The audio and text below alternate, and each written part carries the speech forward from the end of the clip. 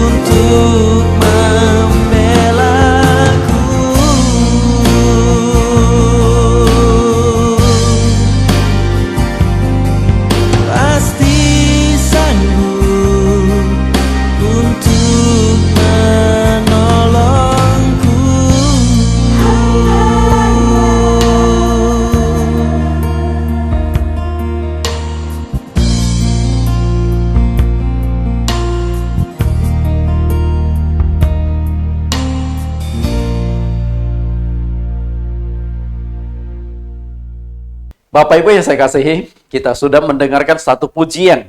Pujian Ku Punya Allah adalah judul yang kita angkat pada saat ini. Nah, sebelum kita masuk ke pelajaran kita, terlebih dulu kita akan berdoa, mohon Tuhan Yesus pimpin kita. Mari kita berdoa. Di dalam nama Tuhan Yesus Kristus, kami berdoa.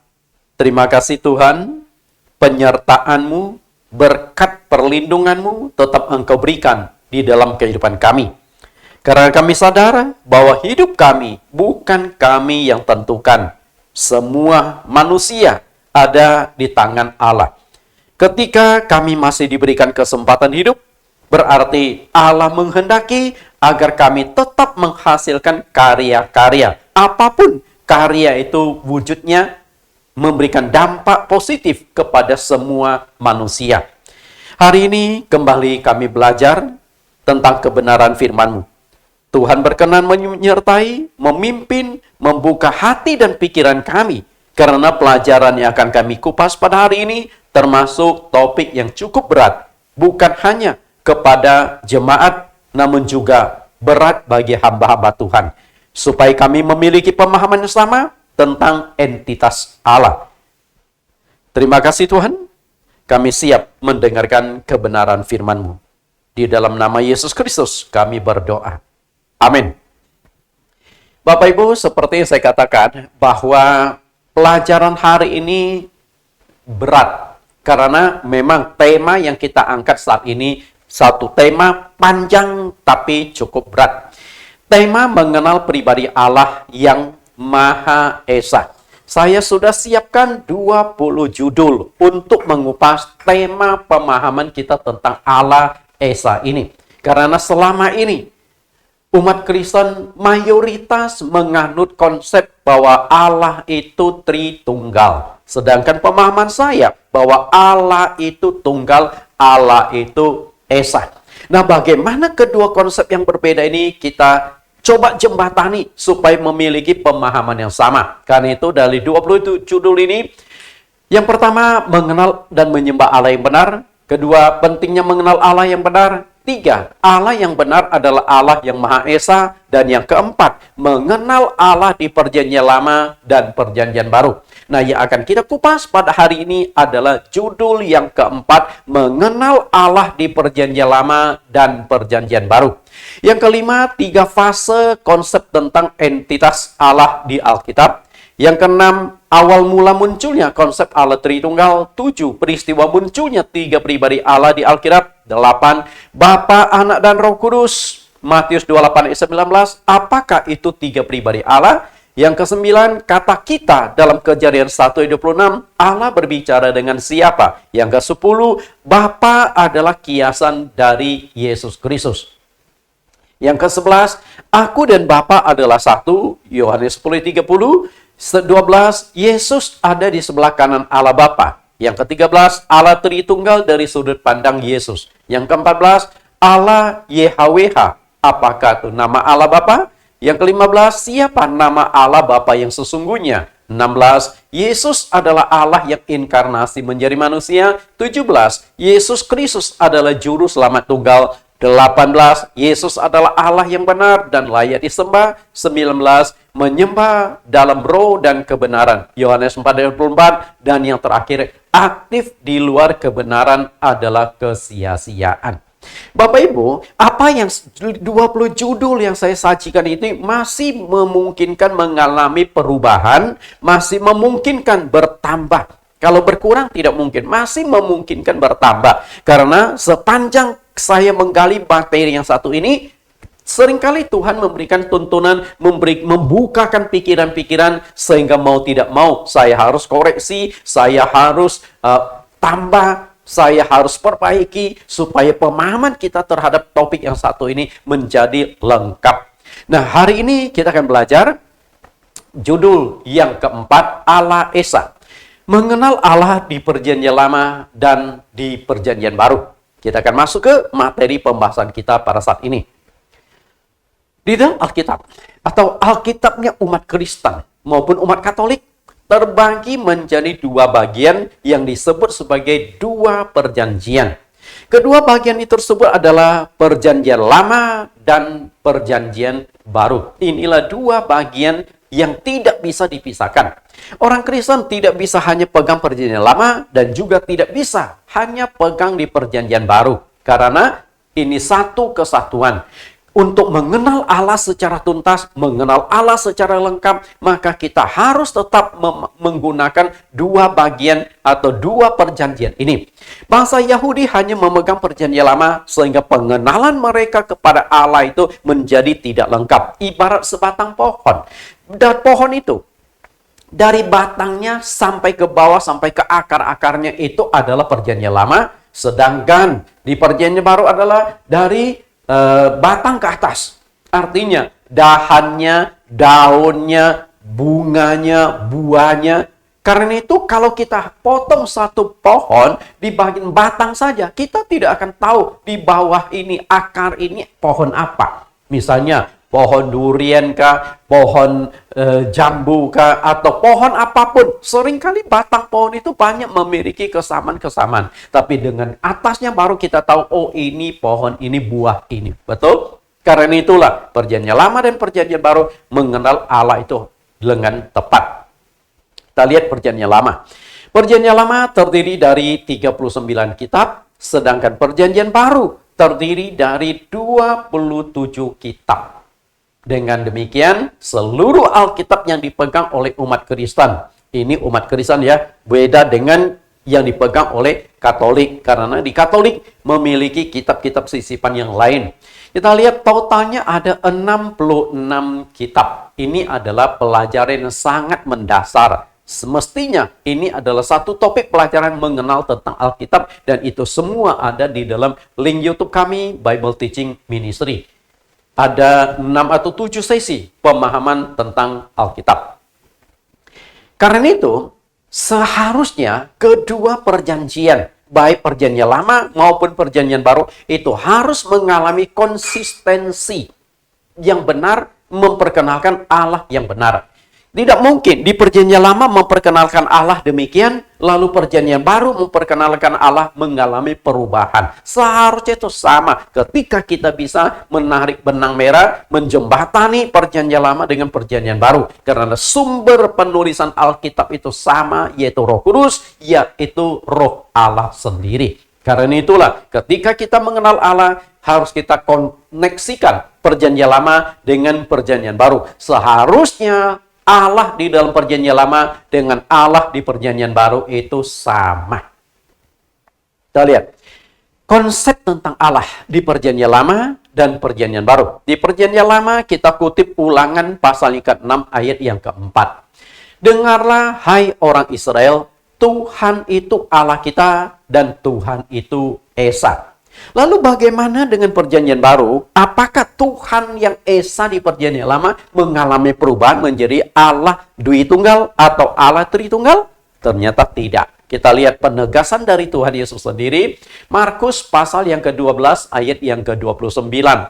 Jawab Yesus, hukum yang terutama ialah dengarlah hai orang Israel, Tuhan itu Allah kita dan Tuhan itu Esa. Perhatikan baik-baik Bapak Ibu, Tuhan itu Esa. Baik perjanjian lama maupun perjanjian baru menekankan hal yang sama. Sebenarnya apa yang diucapkan Tuhan Yesus di Markus 12 ayat 29 adalah kutipan dari Ulangan pasal 6 ayat yang ke-4. Dengan demikian, berarti Tuhan di dalam perjanjian lama dengan Tuhan di perjanjian baru memiliki persamaan, yaitu Allah Esa. Nah, saya tidak tahu kenapa umat Kristen ini bisa mengalami satu pergeseran dari Allah Esa menjadi Allah Dwi Tunggal atau menjadi Allah Tritunggal. Berarti pemahaman tentang Allah ini ada masalah. Karena jika Alkitab kita perjanjian lama dan perjanjian baru itu satu kesatuan yang tidak bisa dipisahkan dengan sendirinya, maka pemahaman tentang Allah di perjanjian lama dengan perjanjian baru seharusnya itu sama. Jika perjanjian lama itu Allah Esa, maka perjanjian baru seharusnya Allah itu Esa juga. Tidak mungkin berubah menjadi Allah Tritunggal atau tiga Allah di dalam satu pribadi. Kita lihat perjanjian lama menuju ke perjanjian baru. Perjanjian lama adalah One, Allah Esa. Lalu bagaimana dengan perjanjian baru mengalami perubahan menjadi 3 in 1? Kenapa bisa demikian? Dari One bisa menjadi 3 in 1. Dalam hal ini kita lihat mengapa perjanjian lama menganut Allah Esa atau Allah Tunggal bisa mengalami pergeseran di perjanjian baru menjadi Allah Tritunggal atau Trinitas? Permasalahannya adalah pengenalan tentang entitas Allah tidak benar. Pengenalan, pemahaman, penjelasan, penguraian Allah di zaman perjanjian baru dari hamba-hamba Tuhan itu tidak sesuai dengan prinsip-prinsip di perjanjian lama. Karena pemahaman yang keliru. Karena itulah, kenapa saya memunculkan satu topik yang menurut saya itu akan menimbulkan gejolak dan juga mungkin akan menimbulkan perdebatan panjang di kalangan internal dan hamba-hamba Tuhan sendiri. Tapi saya tidak punya maksud untuk berdebat. Saya juga tidak punya maksud untuk mengatakan, menyerang doktrin-doktrin Anda. Tapi saya mencoba menawarkan konsep yang satu. Mau terima bersyukur, tidak terima juga saya tidak rugi apa-apa. Karena saya hanya mencoba membagikan pemahaman pengetahuan yang saya dapatkan dari Tuhan. Kita lihat Allah itu roh, maka tidak heran jika manusia itu mengalami kesulitan untuk mengenal dan menyembah Allah yang benar. Tidak heran jika Allah itu hanya ada satu. Lalu, apakah Allah yang satu ini akan memunculkan begitu banyak agama-agama dan kepercayaan, begitu banyak kitab suci yang diakui sebagai firman Tuhan? Menurut saya tidak mungkin. Kalau Allah itu hanya ada satu, Allah itu One, Allah itu Esa, dengan sendirinya Allah hanya akan mendirikan satu agama dan hanya memberikan satu kitab suci menjadi menjadi tuntunan, menjadi pegangan, menjadi dasar pengajaran untuk memahami Allah itu sendiri. Tapi karena Allah itu roh, maka manusia mengalami kesulitan untuk mengenal Allah sehingga muncullah berbagai macam penjelasan-penjelasan, tafsiran-tafsiran tentang Allah. Agama A mengenal Allah demikian, agama B mengenal Allah demikian, agama C mengenal Allah beda lagi. Sehingga satu agama dengan agama lain berbeda-beda pemahaman tentang Allah. Jangankan beda agama, beda kitab suci, yang sama agama, sama kitab suci saja, pemahaman tentang Allah itu berbeda. Saya memahami Allah itu Esa, sedangkan banyak hamba Tuhan memahami Allah itu Tritunggal. Jelas Esa dengan Tritunggal itu dua hal, dua konsep yang berbeda. Kita lihat apa yang dikatakan Tuhan Yesus di dalam Yohanes 4 ayat 22 dan 24. Kamu menyembah apa yang tidak kamu kenal. Kami menyembah apa yang kami kenal. Sebab keselamatan datang dari bangsa Yahudi. Allah itu roh dan barang siapa menyembah dia harus menyembahnya dalam roh dan kebenaran. Perhatikan apa yang dikatakan oleh Tuhan Yesus di kalimat pertama. Kamu menyembah apa yang tidak kamu kenal. Artinya banyak sekali manusia di bumi yang aktif menyembah Allah. Tapi sayang sekali mereka tidak mengenal Allah yang disembah. Nah, apakah umat Kristen yang mengatakan mereka mengenal Allah? Kalau mereka sudah mengenal Allah, seharusnya di dalam internal Kristen itu tidak akan mungkin muncul Allah Tunggal, Allah Dwi Tunggal, dan Allah Tritunggal. Konsep-konsep ini berbeda. Kenapa bisa demikian? Berarti pemahaman tentang Allah itu tidak tepat.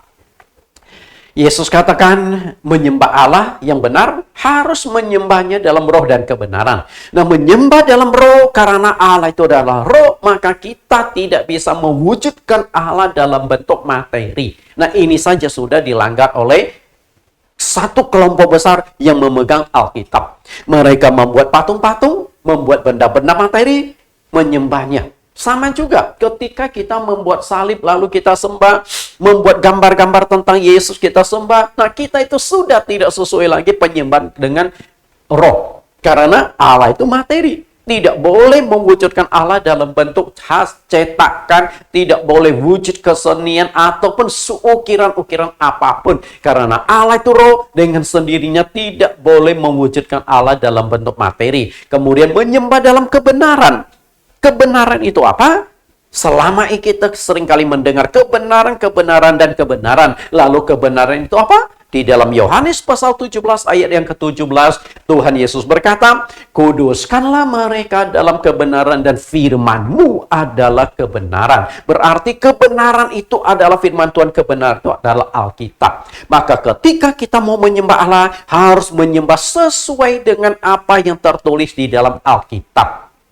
Nah, di dalam perjanjian lama menekankan Allah itu Esa. Perjanjian baru menekankan Allah juga Esa. Berarti ketika kita memahami Allah di luar konteks Allah Esa, pemahaman kita tuh menjadi keliru. Kita menyembah di luar kebenaran. Itulah yang saya katakan kenapa sulit sekali mengenal Allah.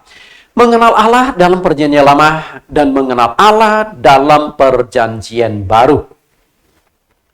Seharusnya dari perjanjian lama sampai perjanjian baru, memahami Allah bukan semakin kabur, tapi seharusnya semakin jelas. Karena apa demikian? Karena perjanjian lama kita tuh melihat dalam cermin. Sedangkan perjanjian baru kita sudah melihat secara langsung. Di dalam perjanjian lama itu nubuat-nubuat, di dalam perjanjian baru nubuat itu digenapi. Dalam perjanjian lama kita tuh melihat secara bayang-bayang, di dalam perjanjian baru kita sudah melihat secara nyata. Dalam perjanjian lama Allah itu roh, di dalam perjanjian baru Allah adalah roh yang menjadi manusia di dalam diri Yesus Kristus. Berarti pengenalan kepada Allah seharusnya di perjanjian baru itu menjadi lebih jelas. Karena itu pertanyaan penting yang sangat mendasar bagi kita adalah, apakah Allah yang diperkenalkan perjanjian lama dengan perjanjian baru itu sama atau beda? Seandainya Allah di dalam perjanjian lama dengan perjanjian baru berbeda, berarti ada masalah pemahaman tentang Allah. Seharusnya di perjanjian lama dengan perjanjian baru yang diperkenalkan itu sama. Tinggal bagaimana kita memahaminya, tinggal bagaimana ayat-ayat yang kita kutip itu terkoneksi nggak, benang merahnya dan sebagainya. Karena itu hari ini saya akan memberikan 5 poin atau 5 subjudul pemahaman Allah dalam konteks perjanjian lama dan konteks perjanjian baru, supaya kita bisa temukan bahwa Allah perjanjian lama dengan Allah perjanjian baru itu sama. Oke, kita masuk ke pelajaran kita. Yang pertama, Allah yang diperkenalkan di perjanjian lama adalah Allah yang Esa. Yang Esa ini adalah Allah yang berkuasa di langit dan di bumi. Dengan kata lain, Allah Esa yang memiliki kuasa di langit dan di bumi. Kita lihat yang disampaikan oleh Nabi Musa. Ulangan 4 ayat 35. Engkau diberi melihatnya untuk mengetahui bahwa Tuhanlah Allah. Tidak ada yang lain kecuali Dia. Perhatikan baik-baik di sini. Tuhanlah Allah. Tidak ada yang lain kecuali Dia. Artinya bahwa Allah itu hanya ada satu. Allah itu satu-satunya.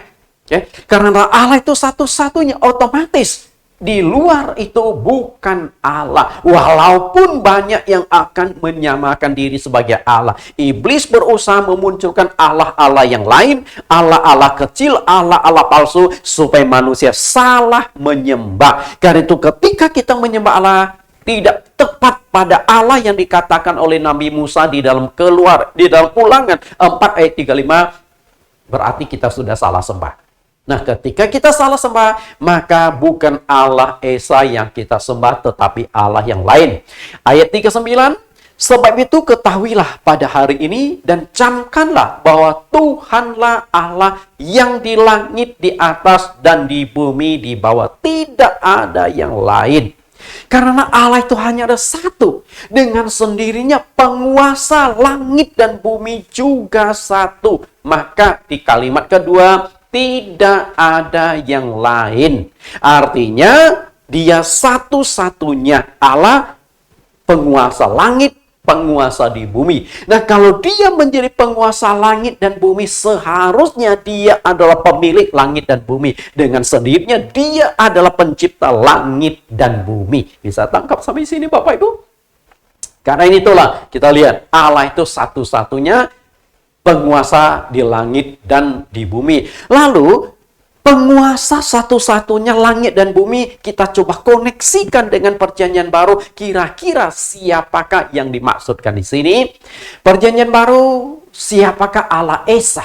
Okay. Allah Esa itu artinya tidak ada yang lain. Kalimat ini, Allah satu-satunya yang berkuasa di bumi dan di sorga. Nah, setelah saya cari di dalam Alkitab dan saya temukan hanya ada satu yang berkuasa di langit, di bumi, di sorga, di bumi, yaitu Yesus Kristus. Kita lihat Matius 28 ayat 18. Yesus mendekati mereka dan berkata, "Kepadaku telah diberikan segala kuasa di sorga dan di bumi." Klop, betul? Nah, kalau di perjanjian lama dikatakan bahwa Allah satu-satunya, tidak ada yang lain yang berkuasa di langit. Langit itu otomatis cakupannya juga di sorga.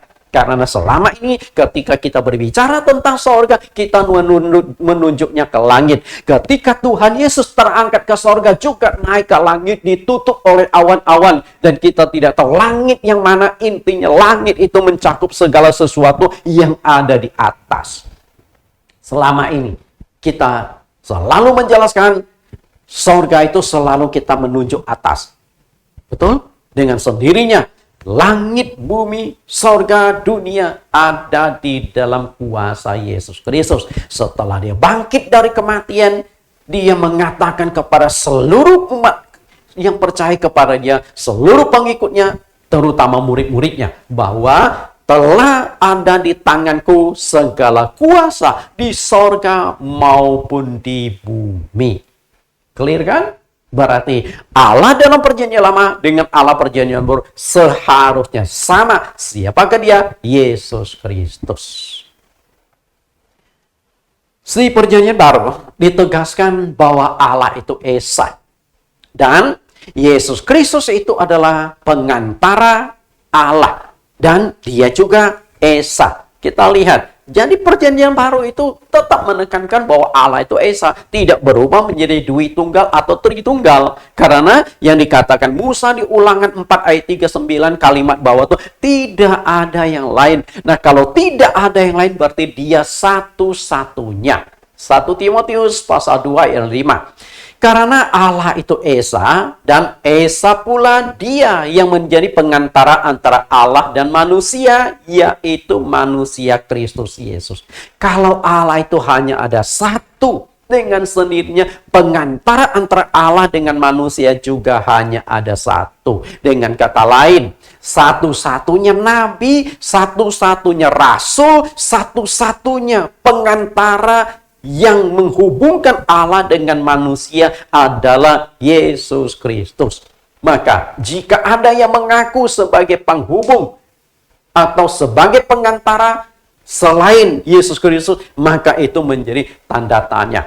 Seharusnya pengantara antara Allah dengan manusia memang hanya satu, karena Allah itu hanya satu. Sedangkan nabi, rasul, tokoh-tokoh agama harus memperkenalkan tentang sang pengantara. Makanya Yesus katakan di Yohanes pasal yang ke-14 ayat yang ke-6, "Akulah jalan, kebenaran, dan hidup. Tidak ada seorang pun yang datang kepada Bapa kalau tidak melalui aku." Sudah clear.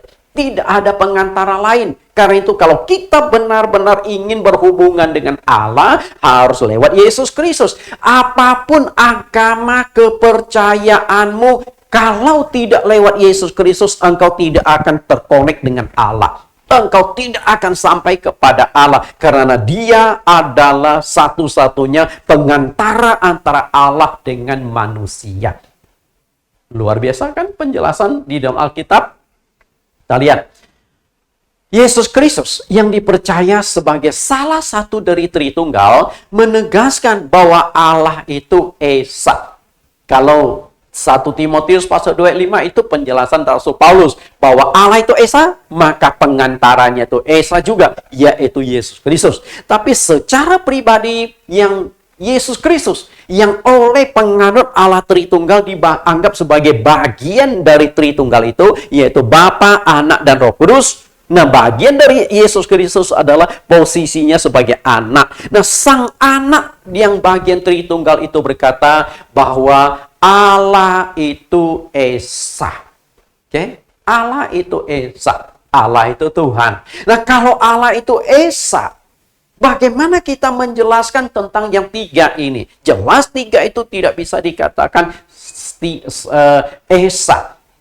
Gimana pun kita jelaskan, pakai bahasa apapun kita jelaskan, kata tri itu sudah mengarah pada tiga.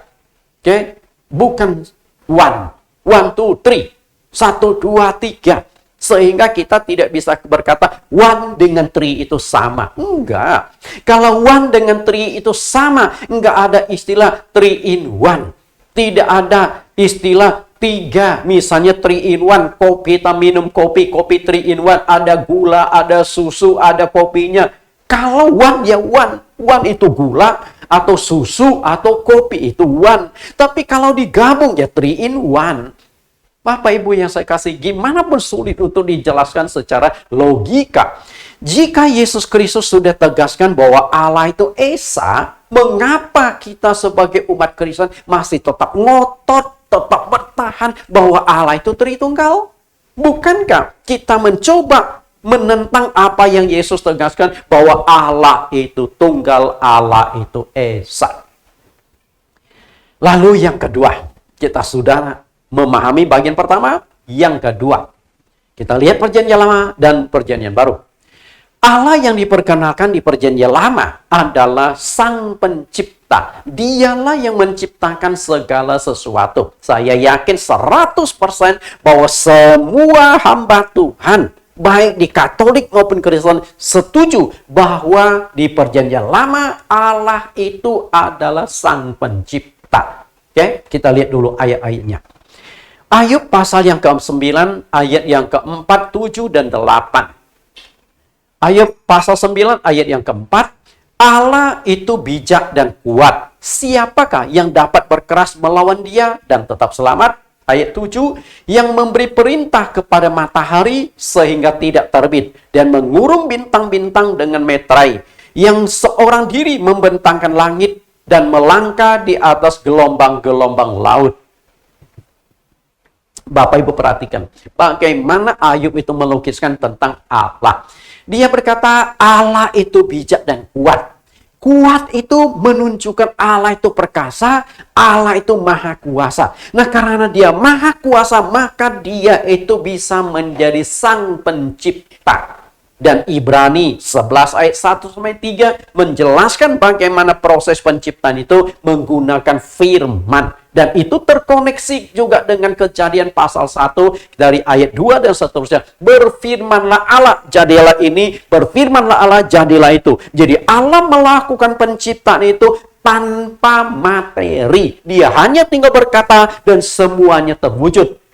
Makanya Ibrani tadi mengatakan dia menciptakan dari tidak ada menjadi ada. Nah, manusia itu tidak bisa menciptakan. Manusia itu hanya bisa mengubah wujud dari wujud satu ke wujud yang lain. Yang namanya pencipta itu adalah sesuatu yang tidak ada menjadi ada. Ibaratnya itu kalau ada pemain sulap, tapi harus bedakan ya sulap dengan penciptaan. Nah, sulap yang tadinya tangannya kosong, tahu-tahu muncul sesuatu. Padahal itu kan ilusi. Sedangkan Allah tidak lakukan ilusi. Allah itu lakukan hal yang nyata. Dari segala sesuatu yang tidak ada menjadi ada. Sesuatu yang tidak kita lihat menjadi terlihat. Misalnya ketika Allah berkata, jadilah binatang. Awalnya tidak ada binatang, lalu binatang bermunculan. Jadilah burung-burung di udara, langsung terwujud. Banyak burung-burung, ribuan, ratusan ribu jenis burung-burung bermunculan. Bukankah luar biasa? Maka di sini dikatakan Allah itu kuat. Lalu dia juga yang memberikan perintah kepada matahari. Matahari satu planet. Oke. Nah, kalau Allah bisa memberikan perintah kepada matahari, padahal itu benda materi, benda mati, berarti itu ciptaan Allah. Karena hanya pencipta yang bisa mengendalikan ciptaannya. Dan hal itu terbukti ketika Yosua berperang. Oke, satu kali matahari disuruh tidak tenggelam. Dan akhirnya matahari itu tidak tenggelam 1 harian. Berarti kalau kita hitung 24 jam, matahari itu mengalami tidak bergeser sama sekali. Bapak Ibu yang saya kasih, lalu bintang-bintang semua itu ciptaan Allah. Lalu dia berjalan di atas gelombang-gelombang. Hanya pencipta air yang tidak akan tenggelam oleh air, maka dia bisa berjalan di atas gelombang-gelombang. Nanti kita akan koneksikan dengan perjanjian baru. Siapakah yang bisa berjalan di atas gelombang? Siapakah yang berjalan di atas air dan tidak tenggelam? Dan ada satu kata yang ingin kita perhatikan. Yang seorang diri membentangkan langit. Seorang diri. Artinya hanya ada satu. One. Tidak ada two atau three. Hanya ada satu. Perhatikan kata yang seorang diri membentangkan langit. Saya akan kutip yang diucapkan oleh nabi yang lain. Kalau ini kan perkataan dari Nabi Ayub. Senada dengan Ayub bahwa Allah itu seorang diri membentangkan langit, juga ditegaskan oleh Nabi Yesaya. Nah, bandingkan perkataan Nabi Ayub dengan Yesaya. Yesaya 44 ayat yang ke-24. Beginilah firman Tuhan penebusmu yang membentuk engkau sejak dari kandungan. Akulah Tuhan yang menjadikan segala sesuatu. Yang seorang diri membentangkan langit, yang menghamparkan bumi. Siapakah yang mendampingi aku? Jelas, clear, dan tuntas. Padahal Ayub dengan Yesaya adalah dua nabi yang hidup di zaman yang berbeda, tidak saling kenal, hidupnya terpisah, tapi memiliki pemahaman yang sama, yang seorang diri membentangkan langit. Kenapa bisa sama? Karena Allah memberitahukan kepada Ayub, Allah juga memberitahukan kepada Nabi Yesaya. Karena Allah yang dilayani Ayub dan Yesaya itu sama. Allah sang pencipta langit dan bumi, sang pencipta segala sesuatu. Nah, lalu di perjanjian baru ini, siapakah Allah sang pencipta segala sesuatu? Rasul Yohanes, seorang pakar dunia roh, memperkenalkan bahwa Yesus Kristus itu adalah sang pencipta. Saya katakan Yohanes adalah pakar dunia roh karena satu-satunya yang paling banyak memahami tentang dunia roh itu adalah Rasul Yohanes. Sehingga dia bisa menuliskan sebuah kitab dunia roh yang kita kenal dengan kitab Wahyu. Nah, kalau dia pakar dunia roh, berarti dalam dunia roh dia bisa melihat jelas siapakah Allah perjanjian lama, lalu siapakah Allah di perjanjian baru. Bisa tangkap Bapak Ibu? Karena kita hanya di dunia nyata, nggak bisa melihat di dunia roh. Karena kita di dunia nyata, kita tidak bisa melihat di perjanjian lama sang pencipta itu siapa. Kita hanya tahu Allah sang pencipta. Tapi kita tidak memahami jati diri Allah yang sesungguhnya di perjanjian lama. Tapi Rasul Yohanes, sang pakar dunia roh, mestinya tahu perjanjian lama Allahnya itu siapa dan perjanjian baru Allahnya itu siapa. Nah, kita akan lihat bagaimana Yohanes menjelaskan tentang sang pencipta, yaitu Yesus Kristus. Lihat Yohanes pasal 1 ayat 1-3. Pada mulanya adalah firman. Pada mulanya adalah firman. Nah, Yohanes sedang mengacu pada Kejadian pasal 1. Berfirmanlah Allah. Roh Allah melayang-layang di atas permukaan air, lalu berfirmanlah Allah dan sebagainya. Karena proses penciptaan itu dengan kekuatan firman. Firman itu bersama-sama dengan Allah dan firman itu adalah Allah. Harus hati-hati pemahaman tentang Alkitab, jamak dan tunggal. Pada mulanya adalah firman, firman itu bersama-sama dengan Allah. Kata bersama-sama itu nggak mungkin tunggal, pasti ada dua. Tapi setelah itu ditunggalkan, bahwa firman dengan Allah, oke? Firman bersama-sama dengan Allah, lalu ditunggalkan lagi firman itu adalah Allah. Ayat yang kedua, ia pada mulanya bersama-sama dengan Allah. Ayat 3, segala sesuatu dijadikan oleh dia, dan tanpa dia tidak ada satupun yang telah jadi dari segala yang telah dijadikan. Bapak Ibu yang saya kasih di dalam Tuhan Yesus Kristus, perhatikan apa yang dikatakan oleh Rasul Yohanes. Segala sesuatu dijadikan oleh dia. Artinya dia adalah satu-satunya pencipta. Dia satu-satunya yang menjadikan segala-galanya. Pertanyaannya adalah, dia ini menunjuk pada siapa? Dia. sang pencipta. Siapakah dia? Dia mestinya menunjuk pada sang firman. Karena pada mulanya adalah firman. Firman itu bersama-sama dengan Allah. Dan firman itu adalah Allah sendiri. Karena Allah adalah sang pencipta. Nah, di dalam proses penciptanya, Allah menggunakan firman-Nya. Berfirmanlah Allah, jadilah ini. Berfirmanlah Allah, jadilah itu. Berfirmanlah Allah, jadilah ini dan jadilah itu. Bapak Ibu yang saya kasih. Dengan kata lain, Yesus Kristus adalah Allah yang inkarnasi menjadi manusia. Namun sangat disayangkan, tidak semua orang itu bisa mengerti bahwa Yesus adalah Allah sang pencipta yang inkarnasi menjadi manusia. Dan tidak semua orang bisa terima fakta bahwa Yesus Kristus adalah Allah di perjanjian lama. Setelah tugas penciptanya selesai, maka dia datang ke dunia kepada ciptaannya. Kenapa dia datang? Karena untuk menyelesaikan dosa manusia. Intinya masalah di sana. Karena dalam penyelesaian dosa, Allah tidak bisa menyelesaikan dosa manusia, tapi harus lewat manusia Yesus Kristus. Kenapa demikian? Di dalam Ibrani 9 ayat 22, tanpa segala sesuatu disucikan, tanpa penumpahan darah, tidak ada penyucian. Dengan kata lain, untuk bisa menyelesaikan dosa dibutuhkan darah. Sedangkan Allah itu tidak punya darah.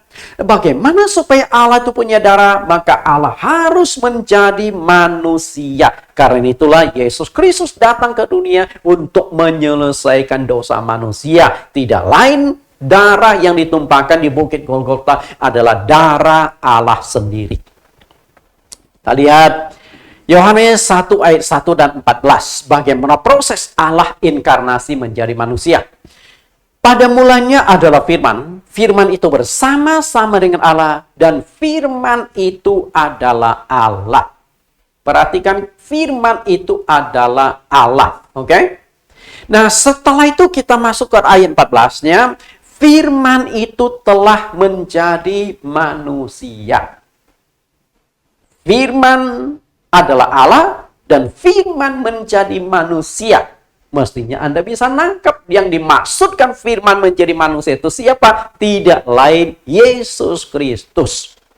Tapi ketika firman itu sudah menjadi manusia, Allah sudah menjadi manusia dalam diri Yesus Kristus, dia tidak bisa disebut sebagai Allah lagi. Karena Yesus itu daging, Allah itu roh. Maka Yesus itu tidak bisa disebut sebagai Allah di dunia. Karena itulah tidak pernah satu kali pun Yesus berkata, "Aku adalah Allah." Karena kalau Yesus berkata demikian, seharusnya selesai, clear. Tidak ada lagi agama lain yang akan menyembah selain menyembah Yesus Kristus. Tapi karena Yesus tidak pernah berkata, "Aku adalah Allah," maka banyak orang yang menolak Yesus itu sebagai Allah. Padahal dia adalah firman Allah yang menjadi manusia. Kenapa Yesus setelah di dunia itu tidak bisa disebut Allah? Karena kalau dia disebut Allah akan melawan hukum alam. Allah itu roh. Bayangkan kalau Yesus disebut Allah. Ketika Yesus lagi makan, lalu Anda berkata, "Tuh Allah lagi makan bakso." Ketika Yesus lagi tidur, lalu Allah berkata, "Allah lagi tidur." Ketika, maaf kata, Yesus lagi menangis, di Alkitab kan ada, lalu Anda berkata, Allah lagi menangis. Jadi kesannya itu aneh. Kalau Allah menangis menunjukkan Allah itu tidak maha kuasa. Karena itulah Yesus manusia, dia otomatis terikat pada hukum alam. Dia bisa lapar, dia bisa haus, dia bisa lelah maka dia perlu tidur, dia bisa sedih maka dia menangis dan lain sebagainya. Karena dia manusia seutuhnya. Kalau manusia seutuhnya dengan sendirinya, Yesus ketika di dunia tidak bisa disebut Allah. Tapi dia menggunakan sebuah sebutan atau sebuah status anak tunggal Bapa. Coba kita lihat di bagian bawah. dan diam di antara kita, dan kita telah melihat kemuliaannya, yaitu kemuliaan yang diberikannya sebagai anak tunggal Bapa, penuh kasih karunia dan kebenaran. Karena itu ketika di dunia, Yesus menyebut diri sebagai anak Allah. Nah, sebutan anak Allah tidak jadi masalah, karena anak itu berbicara tentang sesuatu yang dilahirkan, sesuatu yang memiliki wujud nyata, yaitu tubuh jasmani. Tidak percaya adalah hal yang terjadi mayoritas manusia di muka bumi. Karena di dunia saat ini sekitar 8 miliar manusia. Sedangkan umat Kristen hanya sekitar 1,6 miliar manusia. Berarti mayoritas itu tidak percaya bahwa Yesus itu adalah Allah menjadi manusia. Penyebab tidak percaya adalah karena tidak mengenal. Itu permasalahannya. Kalau mereka bisa mengenal siapakah Yesus sesungguhnya, seharusnya mereka akan percaya kepada Yesus. Sama juga, tidak mengenal Yesus dengan baik, ini juga terjadi di internal Kristen. Karena mereka memahami Yesus dengan Allah Bapa Sang Pencipta, dua pribadi yang berbeda. Allah tidak sama dengan anak, anak tidak sama dengan Roh Kudus. Itu satu pemahaman yang menurut saya ada masalah. Kalau Yesus dengan Bapa itu satu pribadi, Bapa dengan Yesus satu pribadi, kenapa tidak bisa kita katakan Bapa sama dengan anak, sama dengan Roh Kudus? Itu pribadinya sama. Berarti kan ada kekacauan, ada kerancuan di dalam penjelasan tentang Allah. Dengan kata lain, doktrin yang ambigu. Kita lihat bagaimana mengenal Dia. Karena tidak kenal, akibatnya ketika Sang Pencipta itu datang kepada manusia ciptanya, manusia menolak Sang Pencipta. Kita lihat kembali bagaimana Rasul Yohanes menjelaskan hal itu. Yohanes 1 ayat 10. Ia telah ada di dalam dunia, dan dunia dijadikan oleh Dia, tetapi dunia tidak mengenalnya. Bayangkan Bapak Ibu, Dia sudah ada di dunia. Karena memang dunia itu ciptaan Dia. Berarti, kalau dunia itu ciptaan Dia, dunia itu milik Dia, Dia ada di dalam dunia, Dia ada di dalam ciptaannya. Tapi sayang, dunia tidak mengenal Dia. Tidak mengenal. Ia datang kepada pemilik kepunyaannya. Nah, milik kepunyaannya itu memiliki dua konotasi. Pertama, manusia secara keseluruhan. Karena semua manusia itu ciptaan Allah, dengan sendirinya manusia itu miliknya Allah. Nah, Yesus Kristus datang kepada milik kepunyaannya. Semua manusia itu milik Tuhan Yesus. Tapi sayang sekali dari 8 miliar manusia, hanya 1,6 miliar itu kurang lebih yang menerima dan percaya Yesus itu sebagai Tuhan. Tapi dalam tanda kutip Yesus sebagai Tuhan, mereka tidak percaya Yesus adalah Tuhan Sang Pencipta. Nah, kalau mereka percaya Yesus itu Tuhan Sang Pencipta, seharusnya tidak akan mungkin muncul Tritunggal, Dwitunggal, dan sebagainya. Tapi yang ada adalah tunggal atau one. Satu. Lalu konteks kedua, orang-orang kepunyaannya itu berbicara bangsa Israel sebagai umat pilihan. Nah, apakah ketika Yesus datang kepada umat pilihan, Yesus diterima? Justru dilakukan hal yang sangat menyakitkan. Yesus dihina, Yesus ditolak, Yesus diusir. Terakhir Yesus disalibkan oleh umat pilihan Allah sendiri. Aneh sekali. Kontradiksi sekali. Ironis sekali. Bayangkan, Allah datang kepada umat pilihannya sendiri. Tapi umat pilihannya bukan hanya menolak, tapi menyalibkan Allah. Menyalibkan Mesias yang dijanjikan untuk mereka sendiri. Karena itulah sampai hari ini, bangsa Yahudi masih menanti kedatangan Mesias yang dijanjikan Allah di dalam perjanjian lama. Konyol. Mesias sudah datang 2000 tahun yang lalu. tapi mereka tidak percaya, mereka tidak mau terima. Kenapa demikian? Karena mereka tidak terima perjanjian baru. Kalau mereka mau terima perjanjian baru, di dalam perjanjian baru, di dalam Injil Yohanes sudah sangat menjelas memperkenalkan bahwa Yesus adalah Mesias yang dijanjikan kepada bangsa Israel. Bapak Ibu yang saya kasih, orang-orang kepunyaannya tidak menerimanya. Kenapa tidak terima? Karena tidak mengenal. Masalahnya itu, kuncinya itu masalah pengenalan. Allah yang benar adalah Sang Pencipta.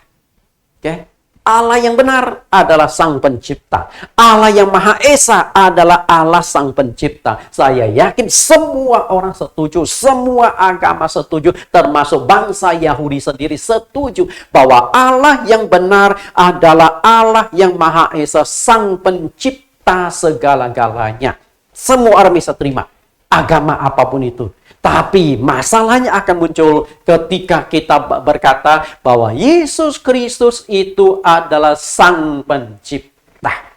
Nggak akan bisa terima. Kenapa demikian? Karena Pencipta, karena selama ini orang tidak percaya, tidak mengaku Yesus itu adalah Allah. Itu permasalahan. Kalau mereka mengaku Yesus itu Tuhan, Yesus itu Allah, dengan sendirinya mereka juga akan mengaku Yesus itu adalah Sang Pencipta. Karena itu pemahaman tentang Allah yang Esa Sang Pencipta itu kita bisa melihat dalam dua konsep atau dua sifat yang berbeda. Pengenalan secara universal dan pengenalan secara kolektif. Yang dimaksudkan pengenalan secara universal dan kolektif itu seperti ini. Universal. Bisa diterima oleh semua orang. Itu adalah pengenalan universal. Saya yakin bahwa semua agama, semua orang yang percaya kepada Allah tetap meyakini bahwa Allah itu Esa. Nah, tinggal bagaimana mereka menginterpretasikan, menjelaskan tentang Allah yang Esa. Jangan jauh-jauh, jangankan agama lain, agama Kristen sendiri pun penjelasan tentang Allah yang Esa itu lalu muncul konsep Dwi Tunggal, muncul konsep Tritunggal. Karena mereka dikacaukan oleh pemahaman tentang Bapa, Anak, Roh Kudus seakan-akan tiga pribadi yang berbeda. Padahal tiga pribadi itu yang sama. Apakah mustahil bahwa Bapa, Anak, Roh Kudus itu bukan mengacu pada tiga pribadi yang berbeda, tapi satu pribadi hanya beda fungsi. Fungsi Bapa, fungsi Anak, fungsi Roh Kudus. Apakah satu orang tidak bisa memainkan tiga fungsi ini? Bisa. Di hadapan Bapak Ibu yang sedang mendengarkan firman Tuhan, saya adalah pendeta. Ketika saya bertemu dengan istri, saya bukan pendeta, tapi saya adalah suaminya. Ketika saya bertemu dengan anak-anak, saya bukan suami dan saya juga bukan pendeta, tapi saya adalah ayahnya. Oke? Karena itu, Bapa, Anak, Roh Kudus menurut saya itu lebih menekankan tentang fungsi. Fungsi Bapa Pencipta, fungsi Anak Penyelamat, fungsi Roh Kudus adalah menyertai memimpin gereja dan umat Kristen. Kita lihat pengenalan secara universal. Semua bisa terima bahwa Allah itu Esa. Lalu kolektif hanya bisa diterima oleh orang tertentu. Oke? Hanya bisa terima orang tertentu. Nah, dari universal dan kolektif, kita coba tarik benang merah sebagai Sang Pencipta. Allah Esa, pengenalan secara universal. Allah yang Maha Esa adalah Sang Pencipta. Nah, ini semua orang bisa terima. Apapun agamamu, apapun keyakinanmu, sepanjang engkau percaya Allah itu ada, maka engkau percaya Allah itu Sang Pencipta. Walaupun pemahaman tentang Allah itu berbeda-beda. Tidak masalah. Intinya adalah yakin Allah adalah Sang Pencipta. Itu universal. Bisa diterima siapapun. Termasuk bangsa Yahudi. Tapi ketika kita kolektifkan, Allah yang Maha Esa itu adalah Yesus Kristus. Nah, itu nggak bisa diterima. Hanya orang-orang tertentu yang benar-benar memahami Allah dengan jelas baru bisa terima bahwa Yesus Kristus itu adalah Allah yang Maha Esa, bahwa Yesus Kristus itu adalah Allah Sang Pencipta. Nah, tinggal tinggal bagi orang Kristen memiliki tugas bagaimana Anda bisa membuktikan bahwa Yesus Kristus itu benar-benar adalah Sang Pencipta. Itu masalahnya. Karena itu, bagaimana kita jelaskan bahwa Yesuslah yang menciptakan segala sesuatu supaya yang universal itu, yang kolektif ini bisa diterima secara universal. Bahwa Yesus adalah Sang Pencipta. Kita coba lihat bagian ini. Allah yang Maha Esa adalah Sang Pencipta. Ini kita berbicara tentang universal dulu.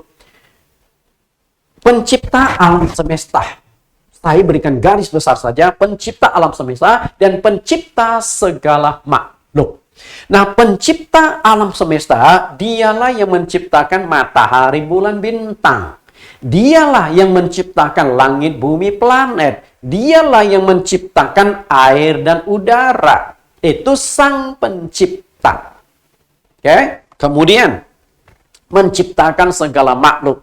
Dialah yang menciptakan semua jenis buah-buahan dan tumbuh-tumbuhan. Dialah yang menciptakan binatang di darat dan binatang di laut. Dan dialah yang menciptakan binatang di udara yang kita kenal sebagai burung-burung. Nah, tentu ada burung yang bisa terbang di udara dan banyak juga burung yang tidak bisa terbang. Burung onta, mau terbang gimana? Badan gede, sayapnya kecil. Dan intinya, dia yang menciptakan burung-burung. Lalu, inti dari segala ciptaan itu adalah manusia yang diciptakan menurut rupa dan gambar Allah. Intinya adalah di sana. Karena semua ciptaan Allah diserahkan kepada manusia. Setelah Allah selesai melakukan penciptaan di Kejadian pasal 1 ayat 28, Allah berkata, "Berkuasalah atas burung-burung di udara dan ikan-ikan di laut dan taklukkanlah itu." Oke? Dengan kata lain, semua ciptaan itu Allah serahkan untuk manusia nikmati, manusia pelihara dengan satu tujuan, reboisasi dan eksploitasi. Maka eksploitasi dan reboisasi itu sudah Allah tentukan di dalam Kejadian pasal yang ke-2 ayat yang ke-15.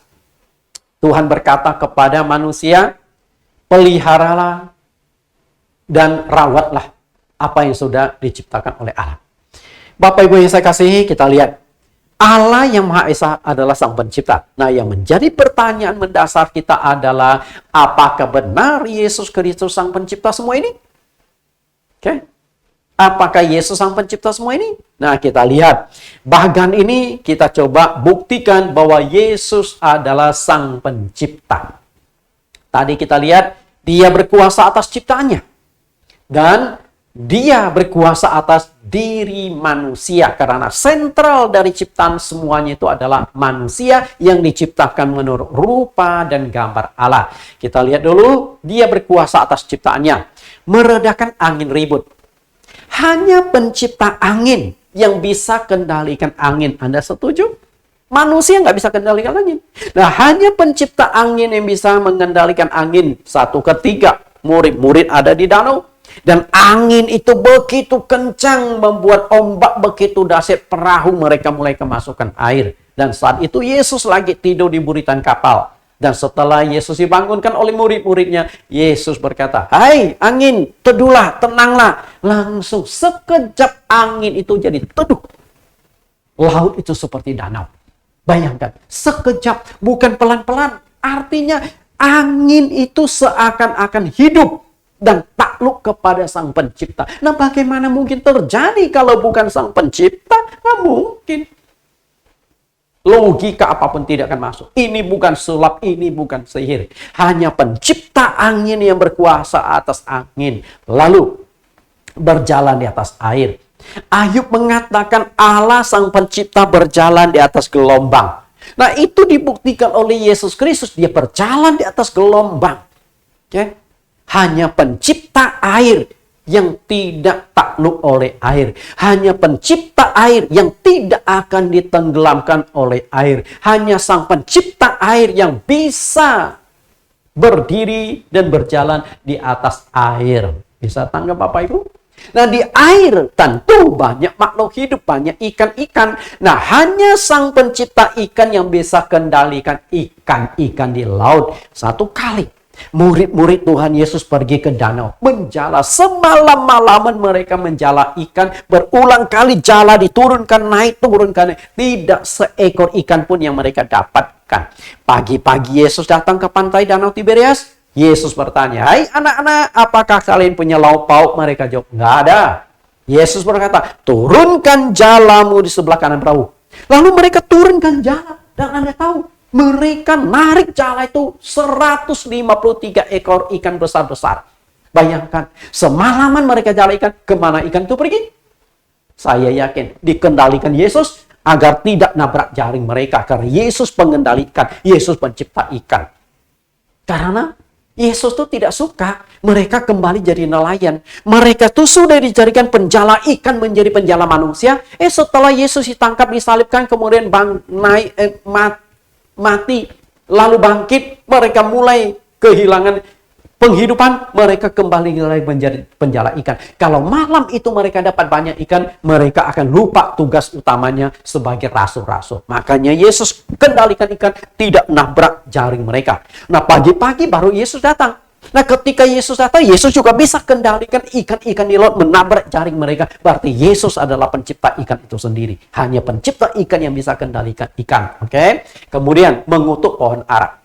Satu kali ketika Yesus berjalan bersama dengan muridnya, dia ingin memakan buah pohon ara, tapi tidak ada buah. Lalu Yesus berkata, "Mulai saat ini engkau tidak usah berbuah lagi." Sekonyong-konyong pohon ara itu menjadi kering dan mati. Coba saja kalau Anda punya kebun sepeta, lalu ditanam buahan jambu air, ditanam durian atau pohon apapun, ditanam sudah bertahun-tahun tidak berbuah, lalu Anda kesal, matilah pohon, makin subur. Betul? Bukan mati. Kenapa? Karena bukan pencipta pohon. Dan kalau pencipta pohon bisa kendalikan pohon, bisa kendalikan tumbuh-tumbuhan. Nah, itu dibuktikan oleh Yesus. Lalu, dia berkuasa atas manusia. Yesus bisa menyembuhkan segala penyakit, termasuk penyakit bawaan. Yang lumpuh sejak lahir Yesus sembuhkan. Yang buta sejak lahir Yesus sembuhkan.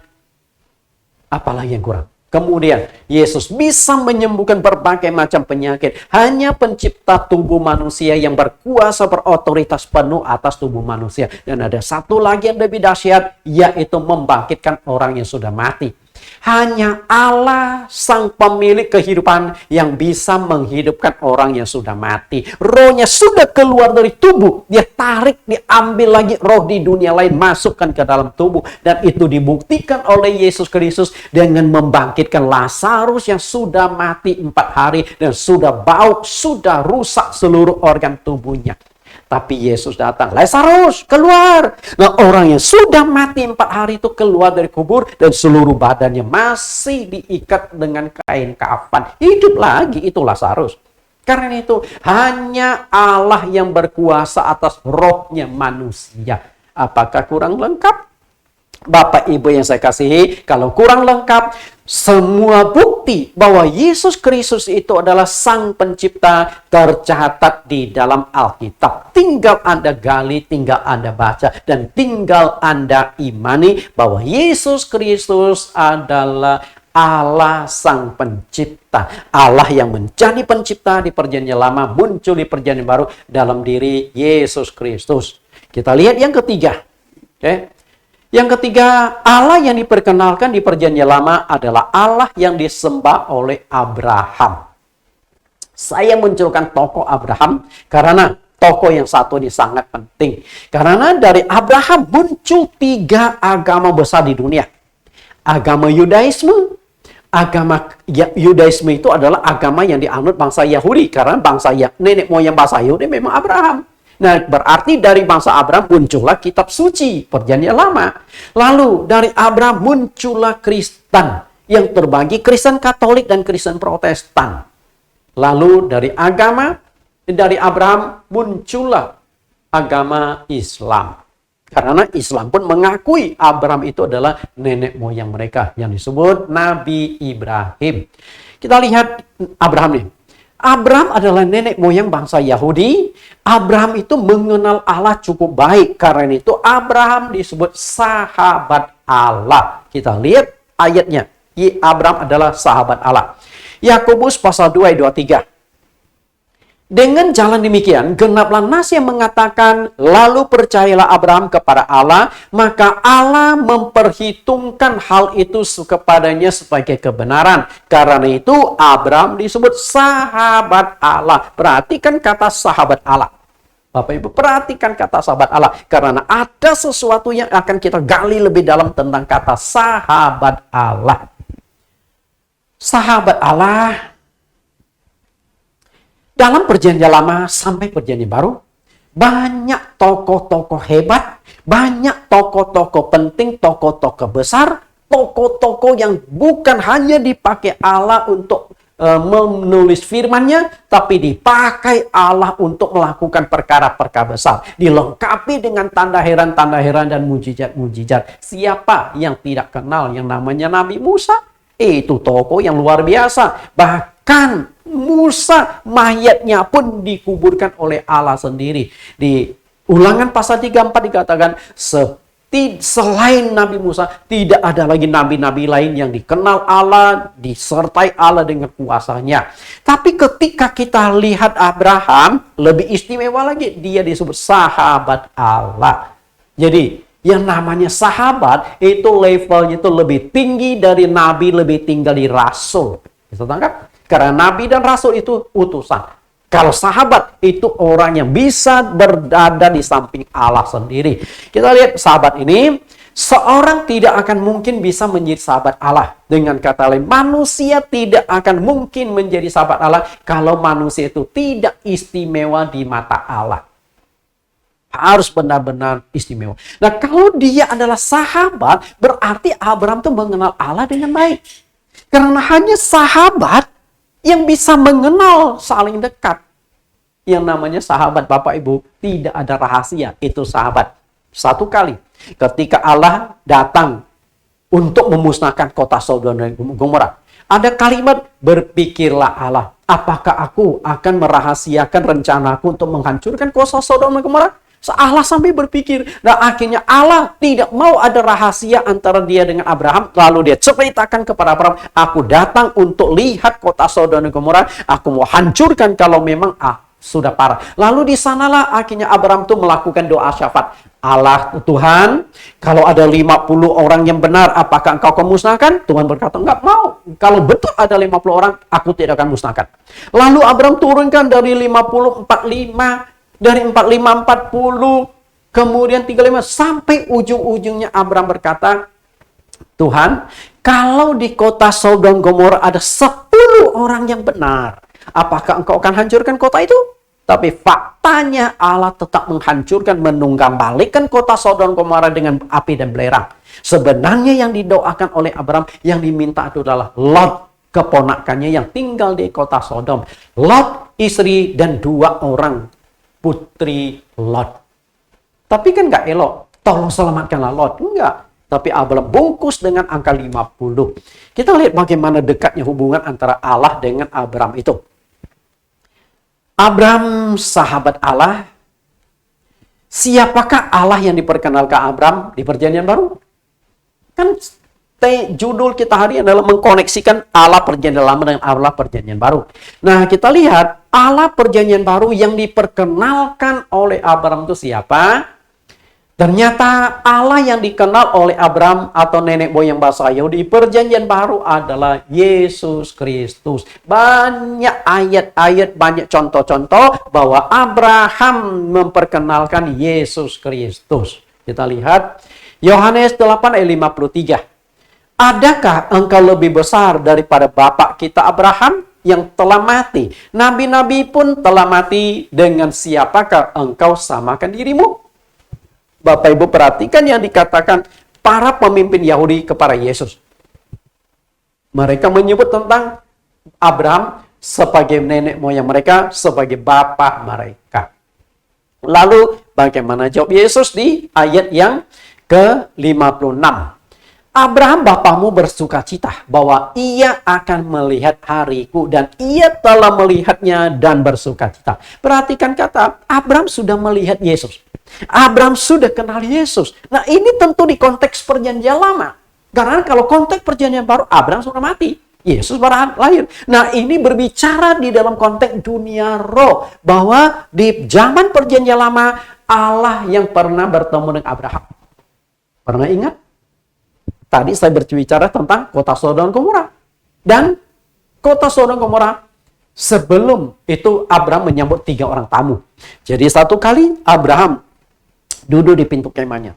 Siang bolong. Lalu dia melihat ada 3 orang berjalan dari jauh. Datang. Lalu Abraham cepat-cepat menyambangi mereka. Lalu Abraham mengajak mereka, membasuh kaki mereka, memberikan makanan, minuman kepada mereka. Siapakah 3 itu? Tidak lain. 2-nya malaikat, 1-nya adalah Allah sendiri. Kenapa saya yakin itu adalah Allah? Kalau kita baca jelas sekali. Ketika itu Allah berkata, di mana Sarah istrimu? Oh, ada di dalam kemah. Lalu Allah berkata, tahun depan istrimu akan dapat anak laki-laki. Padahal saat itu Sarah sudah mati haid. Kalau bukan Allah, mana mungkin hal itu terjadi? Yang akan lahir laki-laki dan tahun depan. Padahal ini sudah tua semua istri dan istri sudah mati haid. Lalu Sarah itu tidak bersama dengan mereka saat itu. Setelah mendengar hal itu, Sarah tersenyum. Bukan tertawa terbahak-bahak, tersenyum dalam hati. Akan berahikah aku dengan suamiku setelah aku tua? Langsung Tuhan tahu. Sarah, kenapa Sarah tertawa? Lalu Sarah menyangkal, karena kan nggak melihat. Lalu Tuhan berkata, memang engkau berkata akan berahikah aku? Jadi pikiran Sarah pun Tuhan tahu. Karena itulah Tuhan yang dikenal di perjanjian oleh Abraham di perjanjian lama tidak lain Yesus Kristus. Nah, kita lihat lebih jauh ayat 57. Maka kata orang-orang Yahudi itu kepadanya, umurmu belum sampai 50 tahun dan engkau telah melihat Abraham. Umurmu kan belum sampai 50 tahun. Sedangkan Abraham sudah berapa ribu tahun mati. Maksudnya gitu loh. Tapi apa kata Yesus? Cermati perkataan Yesus di dalam dunia roh. Kata Yesus kepada mereka, aku berkata kepadamu, sesungguhnya sebelum Abraham jadi, aku telah ada. Nah, siapa lebih tua umurnya? Yesus katakan, sebelum nenek moyangmu Abraham diciptakan, sebelum dilahirkan, aku sudah ada. Nah, Yesus berbicara dalam konteks Allah di perjanjian lama, berarti Allah yang dikenal oleh Abraham itu adalah Yesus Kristus. Clear? Bapak Ibu yang saya kasih. Nah, ini yang keempat. Allah yang diperkenalkan di perjanjian lama adalah Allah yang memimpin bangsa Israel keluar dari Mesir menuju ke tanah Kanaan atau tanah perjanjian. Israel adalah satu-satunya bangsa yang dipilih Allah secara unik, secara khusus. Ulangan 7 ayat 6. Sebab engkaulah umat yang kudus bagi Tuhan Allahmu. Engkaulah yang dipilih oleh Tuhan Allahmu dari segala bangsa di atas muka bumi untuk menjadi umat kesayangannya. Perhatikan, di atas muka bumi menjadi umat kesayangan, artinya di muka bumi banyak sekali negara-negara bangsa-bangsa, tapi hanya ada satu yang dipilih Allah, yaitu bangsa Israel. Pilihan tersebut tentunya masih terkonek sebagai Abraham sahabat Allah, karena bangsa Yahudi berasal dari Abraham. Abraham lalu dengan istrinya Sarah melahirkan anak di masa tua dan mati haid, namanya Ishak. Lalu Ishak menikah dengan Ribka, lahirlah Yakub dan Esau. Kemudian Allah pilih Yakub, lalu nama Yakub diubah menjadi Israel. Ketika malam hari Allah berkumpul dengan Yakub. Jadi ketika kita berkata Israel, sebenarnya kita sedang menyebut nama Yakub. Lalu Yakub ini punya 4 orang istri, Leah dan Rahel. Leah dan Rahel masing-masing punya pelayan, lalu diserahkan juga kepada Yakub menjadi istrinya 4 orang istri. Dari 4 orang istri lahirlah 13 anak dari 4 istri. 1 perempuan namanya Dina dan 12 laki-laki. Nah, dari 12 laki-laki inilah terbentuk menjadi 12 suku Israel. Jadi Allah memilih bangsa Israel sebagai umat pilihan, itu cikal bakalnya dari Abraham. Oke, kita lihat lagi. Di muka bumi ini tidak ada satupun bangsa yang begitu istimewa, yang disertai, dilindungi, dipimpin, dan diberkati Allah selain bangsa Yahudi. Berarti kehadiran Allah itu begitu nyata dalam sejarah bangsa Yahudi. Baik sejarah di dalam perjanjian lama maupun perjanjian baru. Jadi kehadiran Allah yang begitu nyata bukan hanya di perjanjian lama, sampai perjanjian baru. Negara Israel yang merdeka tahun 47. Sampai saat ini pun negara itu diberkati Allah luar biasa. Anda tahu nggak? Seluruh dunia, 1/3 ekonomi di dunia itu ada di kendali bangsa Israel. Kemudian, kalau di dunia banyak penemuan-penemuan teknologi, Piala Nobel yang paling banyak itu dipegang oleh bangsa Yahudi. Bayangkan, dari hampir 200 negara saat ini, negara yang begitu kecil dengan penduduk lebih kurang 10 juta memegang Piala Nobel paling banyak. Artinya kalau bukan diberkati Allah apalagi. Lalu, negara yang kecil, tapi negara-negara di Timur Tengah, Arab-Arab tidak bisa taklukkan. Mereka pernah perang Yom Kippur dan sebagainya, perang 6 hari. Banyak negara Arab yang berperang melawan Israel, tapi Israel negara kecil bisa menang dalam peperangan. Kalau bukan Allah yang bekerja, bagaimana mungkin itu terjadi? Selain itu, bangsa Yahudi hilang hampir 1.500 tahun. Tidak ada. Mereka terpencar, tercerai-berai. Tapi melalui gerakan Zionisme, akhirnya di bulan Mei tahun 47, Tuhan menarik bangsa Yahudi seluruh dunia berdiri kembali negara Israel. Jadi negara Israel adalah negara yang sudah punah tapi dibangkitkan kembali oleh Allah. Punah hampir 1.500 tahun. Kalau bukan perbuatan Allah tidak mungkin terjadi. Karena itulah bangsa Yahudi adalah bangsa pilihan. Anda mau terima atau tidak, suka atau tidak, itu sudah fakta. Yahudi adalah bangsa pilihan. Karena itulah Allah banyak menyatakan diri kepada umat pilihan ini. Kita lihat Allah dan umat pilihan. Allah pernah menurunkan 10 macam tulah untuk menghajar bangsa Mesir. Dari 10 macam tulah itu kita lihat bagaimana dahsyatnya Allah bekerja. Tulah 1, tulah 2, sampai tulah yang terakhir sebelum mereka keluar dari Mesir, yaitu kematian semua anak sulung. Semua anak sulung hewan, semua anak sulung manusia di Mesir mati, termasuk putra mahkota Raja Mesir itu sendiri. Lalu Allah pernah membelah laut untuk menyeberangkan umat Yahudi 2 juta orang lebih kurang. Bayangkan, laut dibelah oleh Tuhan. Bagaimana cara membelah air? Hanya Allah pencipta air yang bisa lakukan itu. Sama juga Allah yang bisa berjalan di atas air. Ternyata Allah yang sama membelah laut itu. Bangsa Israel menyeberang. Setelah itu mereka selesai seberang. Lalu tentara Mesir mengejar. Lalu Allah tutup kembali sehingga semua tentara Mesir itu mati tenggelam. Kemudian Allah memimpin bangsa Israel di padang gurun 40 tahun. Bukan 1-2 hari, bukan 10 hari, bukan 1 tahun, bukan 2 tahun. Selama 40 tahun di padang gurun Tuhan pimpin. Dan selama di padang gurun ini, Tuhan hadir secara nyata dengan tiang awan dan tiang api. Tiang awan akan muncul ketika siang hari. Padang gurun itu panas loh Bapak Ibu. Kalau di musim panas, panasnya itu luar biasa. Nah, dihadirlah lewat tiang awan. Tiang awan. Sehingga tiang yang begitu besar. Lalu yang namanya tiang awan kan modelnya seperti payung. Jadi bukan seperti sebuah tiang tegak lurus. Tapi tiang awan itu kemungkinan terbesar itu naik itu seperti jamur. Sehingga bisa menutupi 2 juta umat Israel. Mereka berjalan di tempat yang teduh. Beristirahat di tempat yang teduh. Lalu malam hari. Di sana kan nggak ada listrik. Nggak ada lampu minyak. Apa yang dilakukan? Tuhan hadir lewat tiang api. Sehingga menerangi seluruh umat Israel di malam hari. Luar biasa kan? Begitu nyata. Itu bukan 1 doang. 40 tahun. Tuhan selalu gilir. Siang tiang awan, malam tiang api. Siang tiang awan, malam tiang api. Selalu bergilir sampai 40 tahun. Jadi satu-satunya negara yang sangat unik. Kemudian memberi makan dan minum lebih kurang 2 juta umat bangsa Yahudi di padang gurun. Bayangkan, 40 tahun mereka berjalan di padang gurun. Tidak bercocok tanam, tapi nggak mati kelaparan. Karena setiap hari Tuhan turunkan mana. Dan ketika mereka kepingin makan daging, Tuhan datangkan burung puyuh. Ketika mereka kehausan, dari batu bisa keluar air. Ini kan dahsyat. Allah berluar biasa. Dan yang lebih dahsyat lagi, Tuhan memberikan 10 hukum yang ditulis oleh jari Allah sendiri. Artinya apa? Kalau Allah itu satu, Maka Allah hanya menurunkan satu kitab suci. Dan Alkitab yang begitu tebal adalah penguraian, pengembangan dari isi 10 hukum Allah. Isi 10 hukum Allah terbagi menjadi 2. Hukum 1 dengan hukum yang keempat, hubungan kita dengan Allah. Hukum yang kelima sampai hukum yang ke-10, hubungan dengan sesama manusia. Dengan kata lain, mengasihi Allah dan mengasihi sesama manusia. Dan itu adalah pengembangan.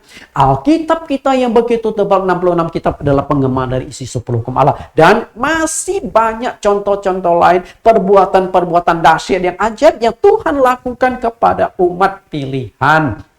Nah, dari sini kita bisa melihat bahwa satu-satunya negara yang paling mengalami mujizat atau penyertaan Tuhan itu adalah bangsa Yahudi. Bangsa Yahudi. Tapi sayang dan ironis, bangsa pilihan justru menolak kehadiran Sang Allah sendiri karena tidak percaya. Karena itu, untuk mengetahui Allah yang benar, Allah yang pencipta, kita harus telusuri pelan-pelan dari bangsa Yahudi. Telusuri pelan-pelan, nanti kita akan ketemu. Karena menelusuri dari bangsa Yahudi, tentu kita berbicara kitab suci Perjanjian Lama.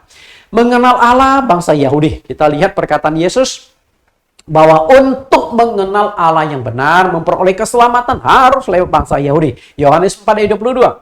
Kamu menyembah apa yang tidak kamu kenal. Artinya, kalau kita masih mencari Allah lewat negara-negara lain, tidak akan bisa ketemu. Tapi kalau kita mencari Allah lewat bangsa Yahudi, kita akan ketemu. Kenapa demikian? Karena keselamatan datang dari bangsa Yahudi. Artinya, untuk memperoleh anugerah keselamatan, kita harus telusuri lewat bangsa Yahudi. Ujung-ujungnya kita akan ketemu Yesus Kristus sebagai juru selamat tunggal. Kalau untuk mengenal Allah yang benar, kita harus telusuri lewat bangsa Yahudi. Karena bangsa Yahudi dari Perjanjian Lama itu bangsa pilihan yang Allah banyak menyatakan diri. Karena itulah di dalam bahan inilah saya selalu koneksikan bangsa Yahudi Perjanjian Lama dengan Perjanjian Baru. Melewat bangsa Yahudi, kita akan mengenal Allah yang benar, dan lewat bangsa Yahudi kita akan mengenal kebenaran Allah. Kita lihat Allah yang benar dan kebenaran Allah. Mengenal Allah yang benar, kita akan mengenal Yesus Kristus. Mengenal kebenaran Allah, kita akan mengenalnya lewat kitab suci. Dengan kata lain, untuk mengenal Allah yang benar, kita harus mengenalnya dari kitab suci. Melalui bangsa Yahudi, kita bisa mengenal Allah yang benar, yaitu Yesus Kristus. Kita lihat Roma pasal 9 ayat 5. Mereka adalah keturunan bapak-bapak leluhur yang menurunkan Mesias dalam keadaannya sebagai manusia. Yang ada di atas segala sesuatu, ia adalah Allah yang harus dipuji sampai selama-lamanya. Perhatikan kalimatnya. Ia adalah Allah yang harus dipuji. Siapakah dia? Kalimat di atas itu sedang memperkenalkan Yesus Kristus. Dengan sendirinya, Yesus Kristus itu adalah Allah yang harus dipuji. Bisa tangkap apa Ibu? Nah, kita lihat ayat lain.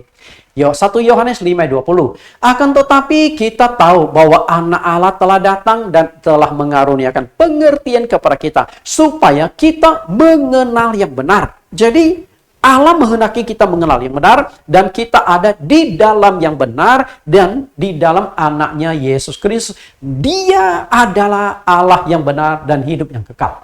Jadi 2 kali ditekankan. Ia atau dia. Yang dimaksudkan oleh Yohanes, dia adalah Allah yang benar, tidak lain adalah sambungan dari kalimat anak Allah, yaitu Yesus Kristus. Dengan kata lain, Yesus Kristus itu adalah Allah yang benar dan hidup yang kekal. Jadi jelas ya. Melalui bangsa Yahudi kita bisa mengenal kebenaran Allah, yaitu firman Tuhan dalam kitab suci. Roma 9 ayat 4. Sebab mereka adalah bangsa Israel. Mereka telah diangkat menjadi anak dan mereka telah menerima kemuliaan dan perjanjian-perjanjian dan hukum Taurat dan ibadah dan janji-janji. Perhatikan kata hukum Taurat. Karena hukum Taurat itu berbicara tentang kitab suci, 5 kitab yang ditulis oleh Nabi Musa. Kejadian, Keluaran, Imamat, Bilangan, dan Ulangan. Nah, 5 Taurat inilah yang menjadi pondasi dari keseluruhan kitab suci. Tadi saya sudah singgung 10 hukum Allah, dan itu dimasukkan ke dalam Taurat Musa di Keluaran pasal 20 dan Ulangan pasal yang kelima. Dan seluruh pondasi kitab suci, baik kitab suci Yahudi, kitab suci orang Kristen maupun kitab suci orang Islam, pondasinya itu adalah dari Taurat Musa. Dari mana kita tahu tentang bagaimana Allah pencipta? Bagaimana kita tahu siapa nenek moyang kita, Adam dan Hawa? Bagaimana kita tahu bahwa Adam dan Hawa jatuh dalam dosa? Lalu bagaimana Allah melakukan penyelamatan secara jangka panjang terhadap dosa manusia? Semua itu dimulai dari kitab Taurat. Karena itu, untuk mengenal Allah berarti kita harus mengenalnya dari kitab suci bangsa Yahudi. Tidak ada hukum Taurat, maka tidak ada kitab para nabi. Hukum Taurat dan kitab para nabi memperkenalkan Yesus Kristus. Lukas 24 ayat 44. Ia berkata kepada mereka, inilah perkataanku yang telah kukatakan kepadamu ketika aku masih bersama-sama dengan kamu, yakni bahwa harus digenapi semua yang tertulis tentang aku. Yesus katakan harus digenapi semua yang tertulis tentang aku. Ada di mana? Dalam kitab Taurat Musa dan kitab Nabi-Nabi dan kitab Mazmur. Dengan kata lain, seluruh kitab suci Perjanjian Lama menceritakan sosok Yesus Kristus. Nah, tadi saya sudah ungkapkan Alkitab kita terbagi menjadi 2, Perjanjian Lama dan Perjanjian Baru. Dan baik Perjanjian Lama maupun Perjanjian Baru memperkenalkan satu tokoh sentral, Yesus Kristus. Berarti kalau kita mau mengenal Yesus itu siapa, kita harus bacanya dari Perjanjian Lama sampai Perjanjian Baru. Bapak Ibu bisa tangkap sampai sini? Lalu kita sekarang tarik kesimpulan. Oke, setelah kita banyak belajar, kita lihat sebuah kesimpulan. Dalam Perjanjian Lama, bangsa Israel atau Yahudi menyebut Allah itu sebagai Bapa. Oke. Dalam Perjanjian Lama, bangsa Yahudi menyebut Allah itu sebagai Bapa mereka. Kita lihat Yohanes 8 ayat 41-42. Kamu mengerjakan pekerjaan bapamu sendiri. Jawab mereka, kami tidak lahir dari zina. Bapa kami satu, yaitu Allah. Perhatikan kata ini. Bapa kami satu, yaitu Allah. Jadi bangsa Israel itu meyakini Allah itu satu, Allah itu Esa. Dan mereka sebut Allah yang Esa itu sebagai Bapa. Lalu ayat 42, kata Yesus kepada mereka, jikalau Allah itu Bapamu, kamu akan mengasihi aku. Sebab aku keluar dan datang dari Allah. Dan aku datang bukan atas kehendakku sendiri, melainkan dialah yang mengutus aku. Lalu perhatikan, bangsa Yahudi menyebut Allah itu sebagai Bapa. Lalu Yesus katakan, aku keluar dan datang dari Bapa. Artinya, sumber Yesus Kristus dari Bapa. Berarti dari Bapa Perjanjian Lama, terkoneksi langsung dengan Yesus. Kenapa demikian? Karena Bapa di Perjanjian Lama itu adalah Yesus itu sendiri sebenarnya. 2000 tahun yang lampau, Allah Bapa yang ada di dalam Perjanjian Lama lahir menjadi manusia yang kita sebut sebagai Yesus Kristus. Tadi kitab suci, Perjanjian Lama, Perjanjian Baru. Itu harus dikoneksikan. Perjanjian Lama banyak berbicara nubuat-nubuat, Perjanjian Baru banyak berbicara tentang penggenapan-penggenapan. Dan saya akan kutip satu ayat pernubuat dan digenapi atas diri Yesus Kristus yang dalam konteks ini adalah Allah Bapa menjadi manusia. Yesaya 9 ayat yang kelima.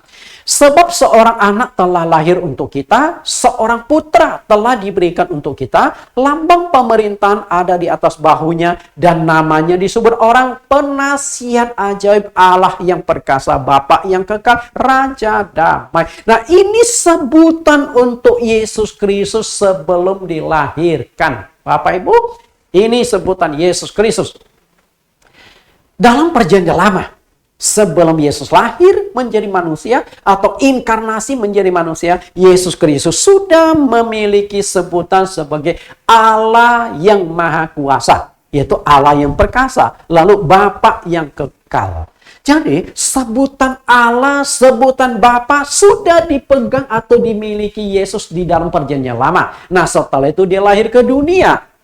Artinya adalah Yesus. Kita lihat kesimpulan akhirnya adalah Yesus adalah Allah atau Bapa itu sendiri. Karena itu ketika kita mengenal Yesus, berarti sudah mengenal Bapa. Dan itu ditegaskan oleh Tuhan Yesus di Yohanes 14 ayat 7. Sekiranya kamu mengenal aku, pasti kamu juga mengenal Bapakku. Sekarang ini kamu mengenal dia, dan kamu telah melihat dia. Jelas, clear, and lugas. Yesus katakan, kalau kalian sudah kenal aku, sudah kenal Bapa. Kalau sudah lihat aku, berarti sudah melihat Bapa. Dan sekarang ini, Yesus berkata kepada murid-muridnya, sekarang ini, bukan nanti atau bukan dulu, sekarang, saat ini, kalian tuh sudah melihat Bapa. Jadi yang dimaksudkan Yesus apa? Yohanes 10:30, aku dan Bapa adalah satu. Artinya, Yesus dengan Bapa itu orangnya sama. Allah perjanjian lama dengan Allah perjanjian baru menyatakan diri dalam diri Yesus Kristus. Nah, kesimpulan kita akhir kata adalah Bapa dan Yesus Kristus itu orangnya sama. Lalu mengapa umat Kristen berusaha memunculkan doktrin Dui Tunggal dan Tritunggal? Okay? Kalau Yesus dengan Bapa itu orangnya sama, nggak mungkin Dui Tunggal, nggak mungkin Tritunggal, yaitu tunggal. Berarti pemahaman kita itu masalah. Berarti pemahaman konsep Tritunggal menurut saya ada masalah. Memahami Bapa dengan Yesus itu tidak tuntas. Padahal saya sudah katakan Yesus dengan Bapa itu orangnya sama. Tuhan Yesus berkati. Kita tundukkan kepala kita akan berdoa. Terima kasih Tuhan Yesus. Sesi yang keempat yang cukup panjang. Hamba-Mu mencoba menguraikan tentang Allah yang Maha Esa dalam konteks perjanjian lama menuju konteks perjanjian baru. Karena kedua perjanjian, baik perjanjian lama maupun perjanjian baru, kesatuan yang tidak bisa dipisahkan ibarat sebatang pohon. Mengenal pohon harus dari bawah sampai ke atas. Seandainya kami hanya mengenal dari batang sampai ke bawah, berarti kami memegang perjanjian lama. Tapi jika kami mengenal dari batang, daun, dahan, buah, tidak lengkap. Sebatang pohon tidak akan bisa hidup tanpa batang dan akar-akarnya. Terima kasih Tuhan. Begitu ajaib, begitu sempurna Engkau memberikan dua perjanjian ini. Seharusnya Allah yang diperkenankan perjanjian lama di perjanjian baru harus semakin terang, harus semakin jelas. Bukan semakin kabur dan kacau. Karena itu Tuhan, kami yang menganut Allah yang Maha Esa, semoga Tuhan lebih lengkapi lagi pemahaman-pemahaman kami, dan kami bisa menguraikan lebih baik lagi. Terima kasih Tuhan. Di dalam nama Yesus Kristus kami telah berdoa. Amin. Bapak Ibu, kita dengarkan lagu penutup Melangkah Pasti.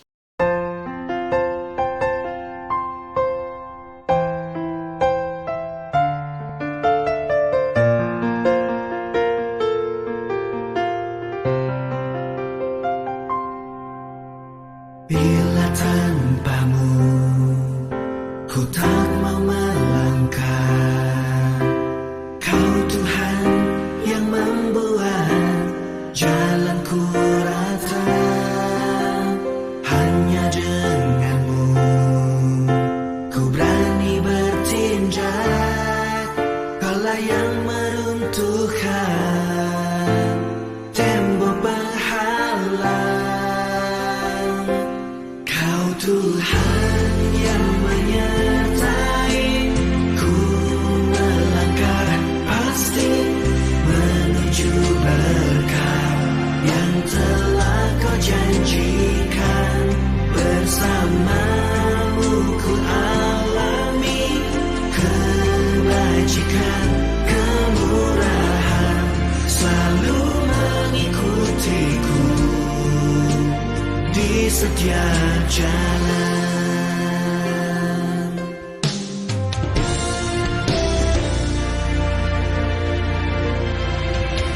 Hanya denganmu ku berani bertindak, Kaulah yang meruntuhkan tembok penghalang.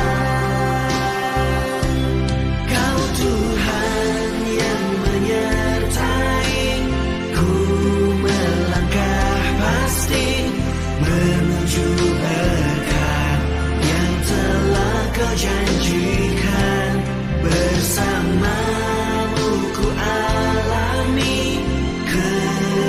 kebajikan, kemurahan selalu mengikutiku di setiap jalan.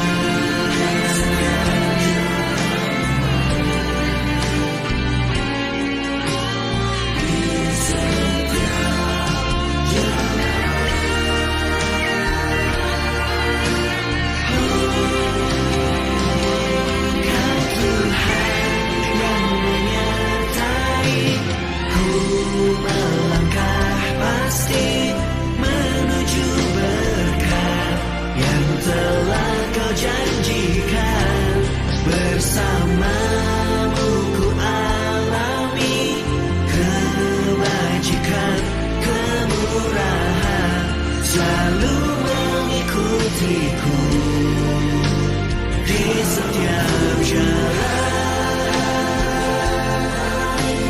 Ku melangkah pasti menuju berkah yang telah kau janjikan. Bersamamu ku alami kebajikan, kemurahan selalu mengikutiku di setiap jalan.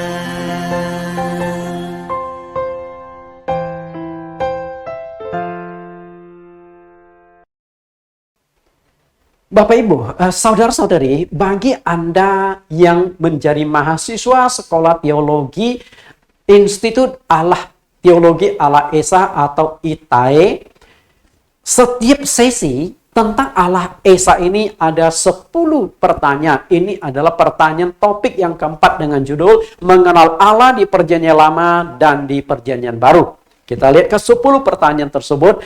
Yang pertama, tuliskan 2 bagian dari Alkitab dan jumlah masing-masing kitab. Totalnya ada berapa? Yang kedua, menurut Anda, apakah Perjanjian Lama dan Perjanjian Baru konsisten memperkenalkan Allah itu Esa? Tuliskan bukti ayatnya secara lengkap teksnya. 3, dalam Perjanjian Lama memperkenalkan Allah itu one. Namun di Perjanjian Baru menjadi 3 in 1. Apa yang menjadi penyebab bisa mengalami pergeseran itu? Yang keempat, Tuhan Yesus mengatakan bahwa Allah itu roh. Karena itu sulit untuk mengenal Allah. Maka berpotensi mengenal dan salah menyembah. Tuliskan teks ayatnya. Di Perjanjian Lama, Allah diperkenalkan sebagai penguasa di langit dan di bumi. Siapakah penguasa di langit dan bumi atau penguasa di sorga dan di bumi yang diperkenalkan di Perjanjian Baru? Tuliskan bukti ayatnya. Yang keenam, di Perjanjian Lama Allah adalah Sang Pencipta. Siapakah Allah Sang Pencipta di Perjanjian Baru? Buktikan dasar ayat Alkitabnya. 7, percayakah Anda bahwa Yesus adalah Allah yang inkarnasi menjadi manusia? Jelaskan menurut pengertian Anda dengan ayat-ayat pendukung. 8, bagaimana Allah membuktikan bahwa bagaimana Anda membuktikan bahwa Yesus Kristus adalah Allah Sang Pencipta atas segala sesuatu? Lihat kembali skema yang sudah saya sajikan. Yang ke-9, Abram disebut sahabat Allah. Tuliskan teks ayatnya dan jelaskan siapakah Allah yang diperkenalkan Abraham dalam konteks Perjanjian Baru. Anda juga bisa menjelaskan tentang Lukas yang berbicara, Lukas 19 yang berbicara tentang orang kaya dan Lazarus yang miskin itu, yang dua-duanya mati, kemudian bertemu dengan Abraham. Lalu Abraham berkata, ada pada mereka kesaksian Musa dan para nabi. Anda juga bisa jelaskan dari sana. Yang ke-10, tuliskan minimal 6 bukti peristiwa bahwa Allah menyatakan dirinya yang begitu nyata kepada bangsa Israel sebagai umat pilihan Allah. Silakan jawab, ketik rapi-rapi dan kirim kembali ke koordinator Sekolah Teologi. Tuhan Yesus berkati.